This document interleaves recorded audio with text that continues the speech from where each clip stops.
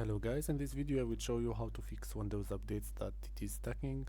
So let's fix together. First thing that you need to go, which is Windows Air, then services.mac,